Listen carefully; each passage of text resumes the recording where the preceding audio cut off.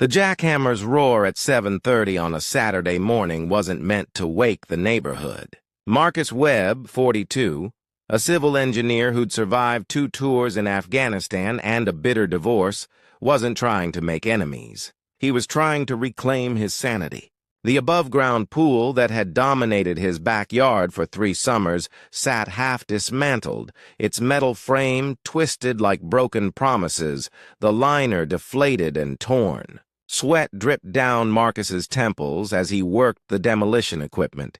Each strike of steel against concrete, a small victory against the woman who'd made his life hell for 8 months.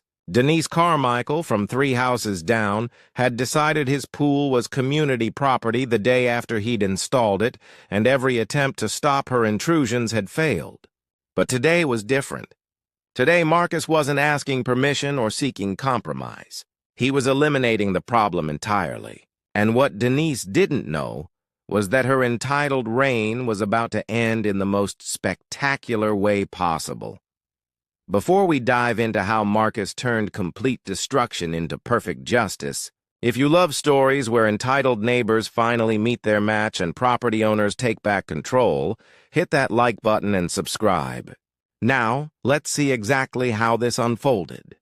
This is a story in 3 parts.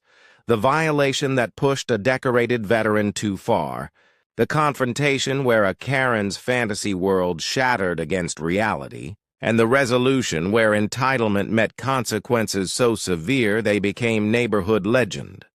The first part takes you inside 8 months of psychological warfare. Marcus had purchased his home in the quiet suburb of Riverside, Ohio, specifically for the large backyard, a space where he could finally find peace after years of combat stress. The pool was his therapy, his meditation, his one slice of paradise. But Denise Carmichael saw it differently. From the moment the installation crew left, she saw it as her right, her amenity, her property to claim. You'll witness the escalating invasions that transformed Marcus from a man seeking solitude into someone calculating revenge. The toll wasn't just about trespassing. It was about being gaslit, dismissed, and watching someone steal his peace while smiling. It was about the breaking point where a good man decided that if the system wouldn't protect him, he'd protect himself. The second part reveals the moment Marcus's jackhammer became Denise's worst nightmare. She arrived with 2 police officers screaming about destruction of shared property, demanding Marcus's arrest, fully confident in her delusion that the pool somehow belonged to her. But Marcus had spent 8 months preparing for this exact moment. The documentation he'd compiled, the witnesses he'd secured, the legal research he'd completed, every piece fell into place like a military operation. You'll see Denise's face as her fantasy crumbled, as the police turned from her allies into her audience, as Marcus revealed exactly how deep her legal troubles went. The power shift wasn't just dramatic, it was total. The third part delivers justice so satisfying it'll restore your faith in consequences. Denise didn't just lose access to a pool. She lost her reputation, her security, and her belief that entitlement could substitute for reality. The restraining order was just the beginning.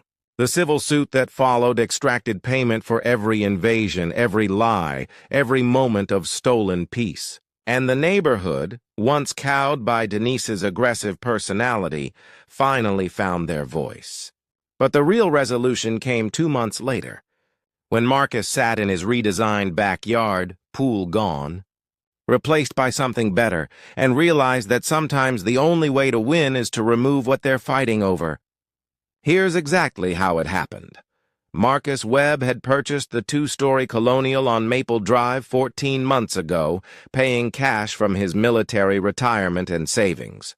At 42, after 20 years as a civil engineer in the Army Corps of Engineers, he'd earned his peace. The house was perfect. 3 bedrooms, quiet street, and a backyard large enough for the 24-foot above-ground pool he'd always wanted. His therapist at the VA had suggested water activities for his service-related anxiety, swimming at night under the stars, the water cool against his skin, his mind finally quiet. It was the only thing that worked better than medication.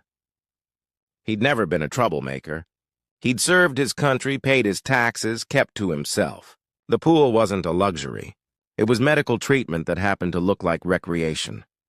The problem started 48 hours after installation.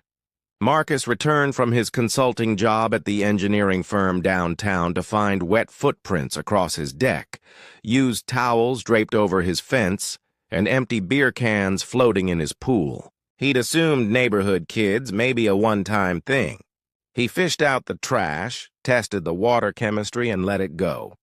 3 days later, it happened again. This time he was home, heard the splashing around 8 p.m., and walked outside to find Denise Carmichael, her husband Frank, and their 2 teenage sons treating his pool like their personal resort. Denise, a bottle-blonde woman in her late 40s with the aggressive confidence of someone who'd never been told no, had smiled at him like she was doing him a favor.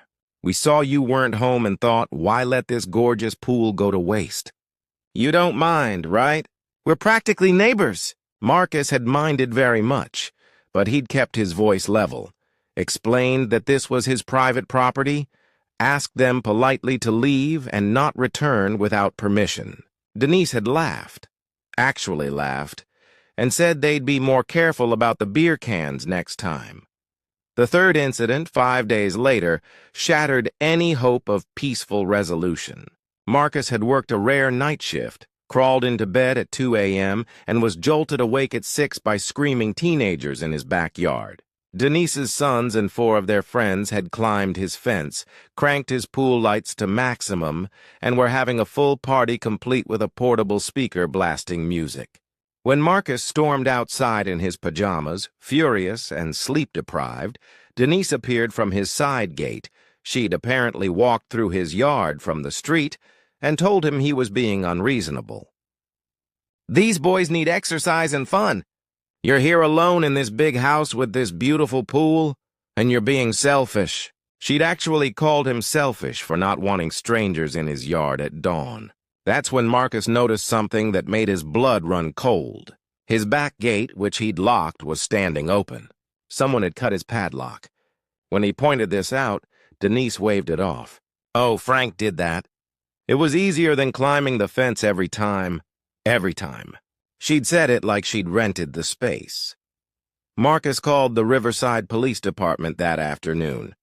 Officer Thompson arrived, took his statement, examined the cut lock, and delivered the response that would define everything that followed.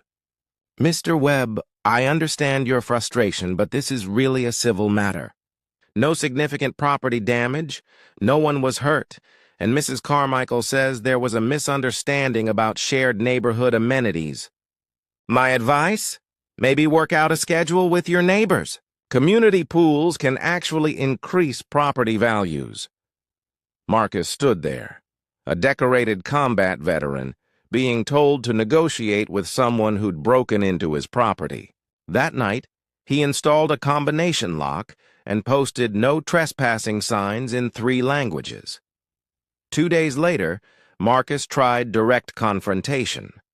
He walked to Denise's house, rang the doorbell, and attempted to have an adult conversation. Frank answered, a mild-mannered accountant who looked embarrassed. But Denise pushed him aside and launched into a 15-minute tirade about Marcus's attitude problem. She claimed the previous owner had let everyone use the yard for barbecues. She said Marcus was ruining the neighborhood culture. She told him that people like him, and Marcus knew exactly what she meant by that, needed to learn about community cooperation. When Marcus produced his property deed and explained that his backyard was legally his alone, Denise sneered and said maybe he should move somewhere more private if he couldn't handle friendly neighbors. Marcus walked away, humiliated and furious, while Denise's sons watched from the window and laughed. That night, something shifted in Marcus's mind. He'd spent 20 years solving complex engineering problems under pressure. He'd designed temporary bridges in war zones and water treatment systems in disaster areas. He knew systems, documentation, and leverage. If the police wouldn't help and direct confrontation failed, he'd build a case that couldn't be ignored. Marcus began documenting everything. He installed 4 security cameras covering all angles of his backyard. He started a detailed log with timestamps and photos. He joined the neighborhood Facebook group and discovered he wasn't Denise's first victim. 3 other families had stories about her demanding access to their property, though none had involved anything this extreme. He spent 2 weeks researching Ohio trespassing law, property rights, and civil remedies. And he made a decision. If they wanted to play games, Marcus Webb would show them what games really looked like. He was done being reasonable, and on the morning of June 15th, everything was finally ready. Marcus woke at 5 a.m. that Saturday, checked his security camera footage from the previous night. Denise's family had used his pool again at 10 p.m., ignoring the new locks by simply climbing over, and made a phone call to Demolition Solutions, a company he'd worked with professionally. By 6:30, they'd arrived with equipment. By 7, Marcus was operating the jackhammer himself, systematically destroying the pool deck he'd built with his own hands 3 summers ago. The therapeutic value of demolition was immediate. Each crack of concrete, each screech of twisting metal felt like reclaiming territory. The pool itself came down in sections. The liner ripped easily. The frame folded under cutting tools. Marcus worked with the methodical precision of a military engineer, and by 7:45, his pool was rubble. That's when Denise appeared, and she wasn't alone. The police cruiser pulled up first, lights flashing, and Officers Thompson and Rodriguez stepped out looking annoyed about the early morning call. Denise emerged from her BMW in designer athletic wear, her face twisted with rage that would have been impressive if it weren't so delusional. She was already screaming before she crossed the property line. "He's destroying the pool! Our pool! Arrest him! He's vandalizing community property!" Marcus set down the jackhammer, removed his work gloves, and smiled. This was the moment he'd been planning for 8 months. Officer Thompson approached with his hands up in a calming gesture. "Mr. Webb, we got a call about destruction of property. Want to explain what's happening here?" Marcus nodded calmly and pulled out his phone. "I'm removing an above-ground pool from my private property. I have the receipts proving I purchased it, the installation records showing I paid for it, and my property deed showing this land is mine alone." Denise pushed past the officer, her voice reaching a pitch that probably disturbed dogs 3 blocks away. "That's our pool. The neighborhood pool. Everyone uses it. You can't just destroy it!" Marcus turned to face her directly for the first time, and his voice had the cold precision of someone who'd commanded men in combat. "Denise, I need you to explain something to me. When did you purchase this pool?" The question stopped her mid-rant. Her mouth opened and closed. Officer Rodriguez had his notepad out now, and Marcus could see the shift in the officer's body language. They were no longer mediating a neighbor dispute. They were witnessing something else entirely. Marcus continued, his voice never rising, each word measured.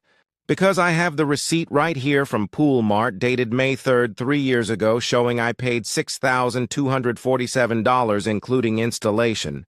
I have my property deed showing this land at 247 Maple Drive belongs solely to me. I have recorded footage from 4 security cameras showing you, your husband Frank, and your sons Ethan and Dylan trespassing on my property 46 times in the past 8 months. He pulled out a tablet and started playing clips. Denise's face on screen climbing his fence. Her sons partying in his yard. Frank cutting the padlock. Timestamps, dates, all cataloged. Denise's confidence flickered. You're taking this out of context. The old owners let us, Marcus cut her off. The old owners moved to Florida in February 4 years ago. I purchased this property 14 months ago. You've been trespassing for 8 of those months. You've destroyed 1 lock, which is criminal mischief. You've used my utilities without permission. which is theft of services. You've ignored 3 written cease and desist letters I sent certified mail. He handed copies to the officers. Denise's face went from red to pale. You never sent me! Marcus pulled out the postal receipts. Signed for by Frank Carmichael on April 7th, May 2nd, and June 1st. All ignored. Officer Thompson was no longer looking annoyed. He was looking at Denise like she was a problem to be solved. Marcus wasn't finished. Denise Marie Carmichael, residing at 256 Maple Drive. Homemaker. Married to Frank Carmichael, senior accountant at Morrison Financial. Mother to Ethan, 17, senior at Riverside High, and Dylan, 15, sophomore at the same school. I know exactly who you are because I've spent 8 months documenting every single violation while you've treated my property like your personal resort. Denise backed up a step. The officers exchanged glances. Marcus pressed forward, not physically but legally. So here's where we are. I can file criminal charges for 46 counts of trespassing, 1 count of criminal mischief for the lock, and theft of services for the utilities. That's a conservative estimate of $1,800 in damages. Not counting the emotional distress and sleep deprivation from your 6 a.m. pool parties. Denise found her voice, but it was smaller now. You're insane. I'll sue you for... Marcus laughed, and it wasn't a friendly sound. Sue me? On what grounds? I'm destroying my own property. But please try, because discovery in that lawsuit will be fascinating. I've joined the neighborhood Facebook group, Denise. I've talked to the Hendersons about how you demanded they remove their fence so you could access their yard. I've talked to the Patels about how you tried to claim their driveway for your son's basketball practice. I've got 3 families willing to testify about your pattern of behavior. He turned to Officer Thompson. I'm not pressing charges today. I'm giving Mrs. Carmichael a choice. Option 1, I file everything with the prosecutor Monday morning. Option 2, she signs this. He pulled out a document his lawyer had prepared. A formal acknowledgement of trespassing, agreement to never set foot on my property again, and reimbursement of $1,500 for the lock, utilities, and pool chemicals you've contaminated. Denise looked at Officer Rodriguez desperately. You can't let him extort me. The officer's response was measured. Ma'am, this is a civil matter between you and Mr. Webb, but I'll note that he has substantial evidence of repeated trespassing. If he does press charges, the prosecutor will likely pursue them. Marcus held out a pen. You have until I finish demolishing this pool? That's about 2 more hours. Sign, pay, and disappear from my life. Or don't. And explain to Frank why you're facing criminal charges and a civil suit. Denise's hands shook as she took the pen. She signed without reading it. Marcus watched her walk back to her car, shoulders slumped, the police following to take their own report. He picked up the jackhammer again, and for the first time in 8 months, he smiled. A real, genuine smile. The demolition finished by 11 a.m. Marcus had the debris hauled away by 2 p.m. By 4 p.m., his backyard was an empty canvas of packed earth and possibility. But he wasn't done. Monday morning, he filed for a restraining order anyway, attaching all 46 videos. The judge granted it immediately and seemed personally offended by the footage. Denise was legally prohibited from coming within 100 feet of Marcus's property. Tuesday, Marcus filed a civil suit for the full damages. $3,500, including the pool deck demolition he'd been forced to do early, emotional distress, and legal fees. Wednesday, Denise's lawyer called begging to settle. They met the offer in full by Friday with an additional $500 for Marcus's legal costs. But the real satisfaction came from unexpected places. The neighborhood Facebook group exploded when someone, Marcus never admitted it was him, posted about the restraining order. The Hendersons shared their story. The Patels shared theirs. The Robinsons, who Marcus hadn't even known, revealed that Denise had tried to report them for code violations when they refused to let her sons use their trampoline. The woman who'd ruled the neighborhood through aggression and entitlement suddenly found herself isolated. The HOA board, which Denise had chaired, voted her out in an emergency meeting. Frank, embarrassed beyond measure, was seen by multiple neighbors touring apartments.